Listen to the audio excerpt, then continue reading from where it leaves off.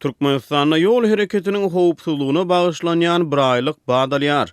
Sürüjüler zeýrenýär. Türkmenistanyň ähli regionlaryna her ýylyň sentýabr aýynda yol hereketiniň howpsuzlygyna bagyslanýan bir aýlyk geçirilýär. Azatlyk radiosynyň ýurt içindäki habarçysy üstümizdäki bir aýlygyň çäklerini Mary vilayatyna görülýän käbir çäreleriň detallary barada habar berýär. Habarçynyň 26 awgustda ýetiren maglumatyna görä Mary şäherine we şähere gola ýetraplarda içeri işler ministrliginiň beýleki düzümleriniň işgärleri bir aýlygyň dowamyny polisiýanyň ýol gödäwçilik ugurlugynyň işgärleriniň ýanyna berkidilýär. Habarçynyň soňky maglumatyna görä Maryda ýol hereketiniň howpsuzlygyny gödäwçilik edýän polisiýanyň ýol gödäwçilik ugurlugynyň işgärleriniň ýanyna berkidilen adaty polisiýa ullukçylarynyň ellerine ýol polisiýasynyň götürýän alat aýagy berilýär. Ýöne olara sürüjülere jerime ýazmak hukugy berilmeýär. Muňa garamazdan Azatlyk radiosynyň Marydaky habarçysy şaýatlara salgylanyp, ýol gödäwçiligine berkidilen eli alat aýakly adaty polisiýa işgärleriniň durly bahanalary bilen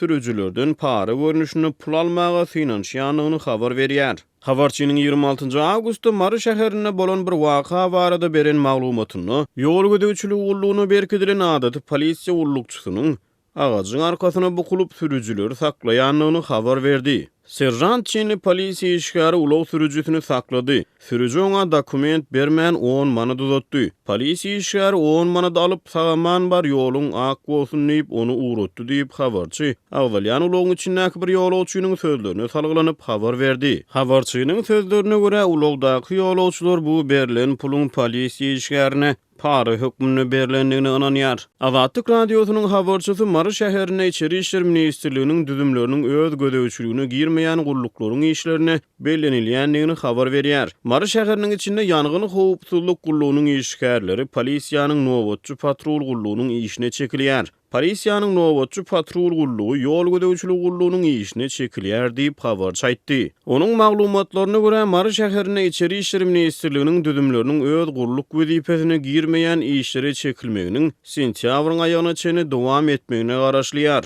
Türkmenistanyň her ýylyň sentýabr ýol hereketiniň howpsuzlygy ömrümiziň rahatlygy bir aýlygy eglan edilýär. Daşary ýurtlara pomidor eksport edýän Türkmenistanda awgust aýynyň 3-nji onlugynda pomidor gymmatlaýar. Yerli synçylar adatça güneşli ýurtda bu wagtlar pomidoryň bahasynyň ürän ardan bolandygyny aýdarlar.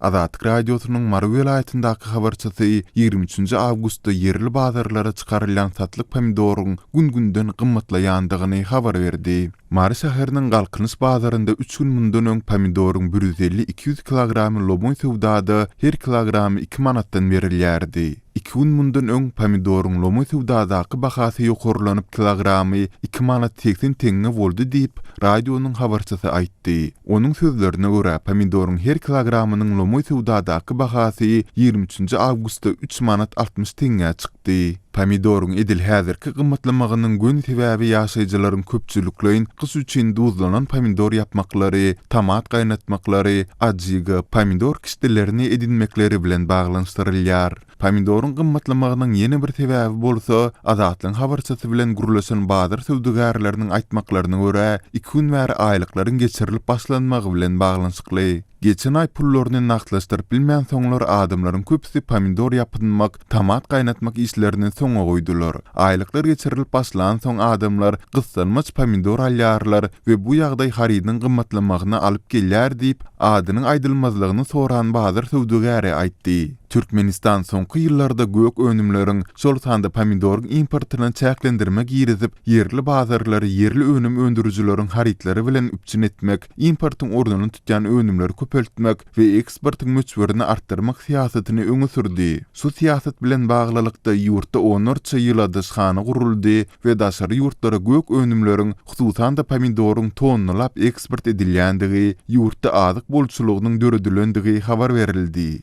Emma Türkmen mediasy şol aýda Russiýanyň Samara regionunda Türkmenistandan getirilen 18 tonna pomidor ýüküniň ýok edilendigini aýtmady. Russiýanyň Rosselshoznadzor döwlet idarasynyň yerli bölüminiň habar bermegine görä, Türkmenistandan Russiýa awtomobil ýolu arkaly getirilen azyk harytlarynda karantin fitosanitariýa barlyklarynyň geçirilmegi netijesinde çynlyky düzgün bozmalaryň üstü açyldy.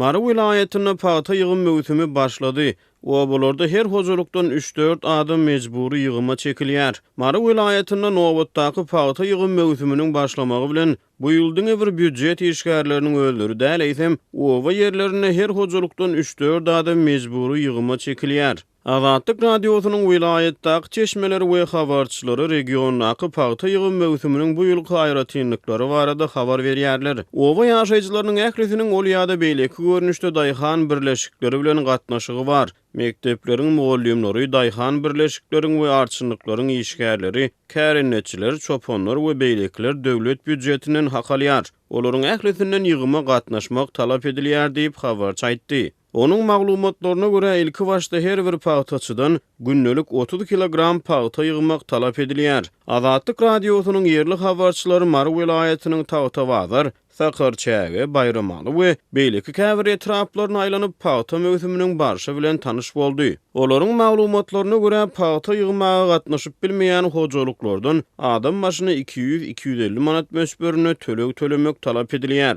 Bu tölegin tutuş paýta möwsüminiň dowamyny ýygymdan azat bolmagy değişlidigi aýdylsa da, häkimiýetler ýylatdan büdjet işgärlerinden pul ýygnamaga dowam ederler diýip habarçy söhbetdeşleriniň sözlerini getirýär. Yerli häkimiýet wekilleri her bir paýta hanasyny soňky üpdügüne çenli ýygmak boýunça berk tawsyrygyň berilendigini aýdýarlar. Paýtaçy kärenetçiler bu ýylky paýta plan borçnamasyny dolmagyň mümkin däldigini, hasylyň juda pesdigini aýdýarlar diýip Azatlyk radiosynyň ýerli habarçysy 26 awgustda ýiberen maglumatyny aýtdy. Ol aýlanan obalaryny işi ukyply ýaşlaryň tas galmanlygyny, olaryň tas ählisiniň gazanç gözlegine Türkiýe we beýleki ýurtlara gidenligini habar berýär. Halkara hukuk goraýjy toporlar Türkmenistanyň paýta önümçiligine mejburi zähmetden peýdalanylmagyny tanqid edip gelýär.